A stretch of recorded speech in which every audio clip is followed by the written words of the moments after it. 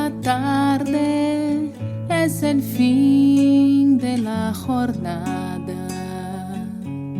And thus, with ashes upon our heads, we begin our Lenten observances. And these 40 days, this campaign that lays before us, in which the Church invites us to discipline, to fasting, invites us to charity, to almsgiving, to care for the poor, maybe with the very food that we take out of our own plates, that we would share with someone hungrier than ourselves. And in prayer, in a deeper communion with our God. And as we look to these practices during these days, we're reminded of what Peter wrote in his letter to the churches, 1 Peter, when he says that Christ died to give us an example for us to follow in his footsteps. And then we make our way to the passion and death, learning what it is about Jesus' death that makes us willing to follow him. It probably isn't the blood or the pain or the anguish and sorrow. It isn't the betrayal and loss. We'll know these things in our lives.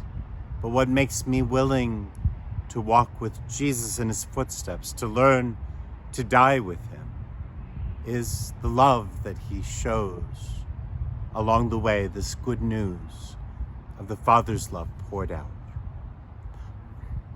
But I also recognize from the beginning of this campaign that there's 40 days before Easter, but there are also 40 days after Easter to the Ascension, and that this mystery of Jesus' death doesn't just end at the cross or at the empty tomb, that there's these 40 days of confusion and struggle as the disciples managed to learn the new life that lay before them.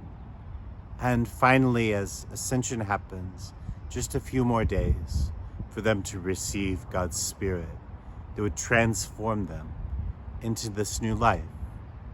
And as we look to those footsteps, to that example, I hope that this year, walking with Jesus, walking with the early church, we'll also find our path to death, find our path through death with love to resurrection and ascension and the coming of God's Spirit.